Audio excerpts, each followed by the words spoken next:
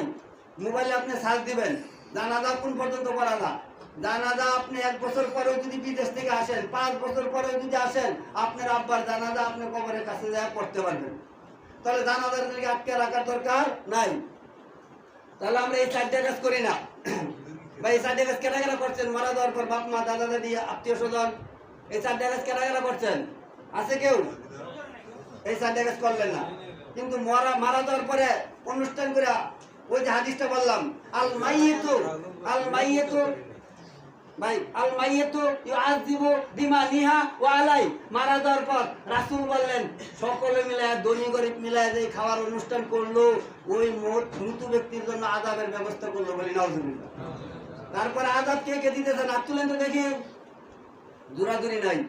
রাসূল বলছেন, আল্লাহ তাআলা রাসূলকে বলছেন তোমাকে দারোগা বানায় পাঠাই নাই, পিটায়া হেদায়েত করা লাগবে না, তুমি মুখ দিয়ে বক্তৃতা দিবা, মানলে মানো, না মানলে না মানো, ওমা আলাইনা ইল্লাল বালাগ, মানলে মানো অথবা না মানলে না মানো, আসে যায় না।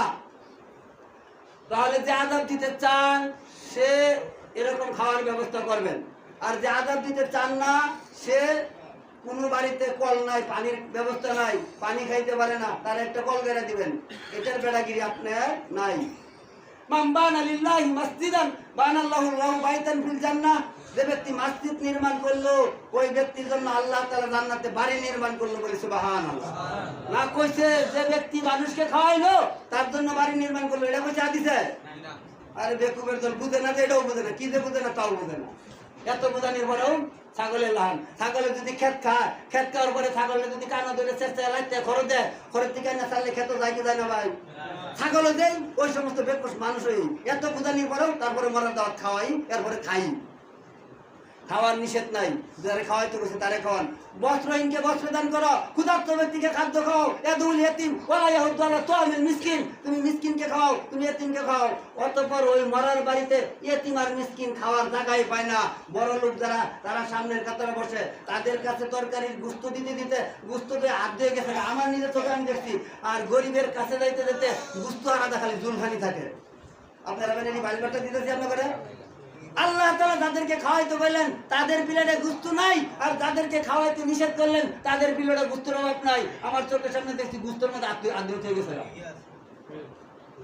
আপনি একটা গরু জব করে খাওয়াইলেও সকল মানুষকে সন্তুষ্ট করে খাওয়াইতে পারবেন না।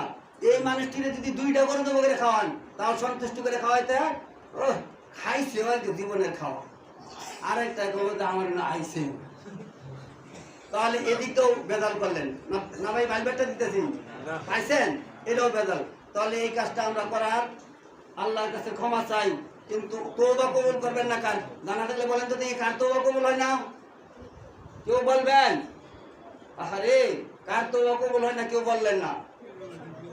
হ্যাঁ, এবার শুনেন, এই কথাটা বলে আজকে আলোচনা শেষ করে দিচ্ছি। কার তওবা কবুল হয় না? আল্লাহ রাসূল বললেন, একজন মানুষ চুরি করলো, ডাকাতি করলো, অন্যায় করলো, খারাপি করলো, সে তওবা করে, সে তওবা আল্লাহর কাছে ক্ষমা চায়। ওই ব্যক্তি 100 খুন করার পরে ক্ষমার জন্য দৌড়াইছে কি দৌড়াইছে না? দৌড়াইছে। আরো এরকম অনেক ব্যক্তি আছে, বলার সময় নাই।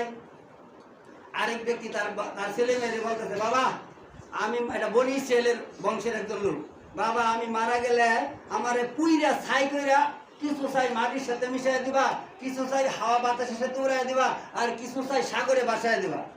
ছেলেরা বলে, আব্বা এই বুদ্ধিকে দেখো, সাগরে বাসায় দিলে ছাই কোন দেশে না কোন দেশে যায় ঠিক কোন কিনারা নাই, বাতাসের সাথে উড়াই দিলা, মাটির সাথে মিশে হাল চাষ করিয়া মৌসুম করে হালাইলা, আল্লাহ আমার একটা প্রকার পাইতো না, জীবিত করতো না, হিসাব দিয়ে লাগতো না।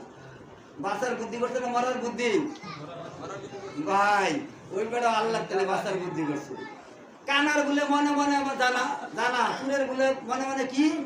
সুরের মনে কি ভাই? পুলিশ। ওই কানার মনে মনে জানা, ও যে অন্যায় করছে, লুটপাট করছে, রোজা না রেখে এক বেকুবে ইস্তার খাইছে, আমার এলাকা তুলে ঠাস করে সর মেরে থালি টানতাম না, কিন্তু আপনাদের এলাকার দিকে কিছু কইছি না। এক বেকুবে, আপনি ওই যে যুবক, আমার থেকে শক্তিমান বেশি, ওরে 2-3 রোজা রাখলে ওর শরীর করতো না। এটা দেখলাম বইয়া আদানের আগে খাওয়া শুরু করতে, আমি হুজুর রোজা রাখছি, কত বেলাজ্জার বেলাজ্জা, এর লজ্জা তো নাইকে নাই গে। আল হায়া ও সুবাদ আল ইমান, যার হায়া নাই, যার লজ্জা নাই, তার ইমানই নাই। এত একই তো বেকু করে বেকু একজনের ইফতার আরেকজনে খাইতে গেলি যার রোজা রাখছে তার জন্য ইফতার যে রোজা রান রাখছে তার জন্য ইফতার ইফতার কি রোজা ধরেন না এতিমের মাল খাইতে এলি রোজা ধরে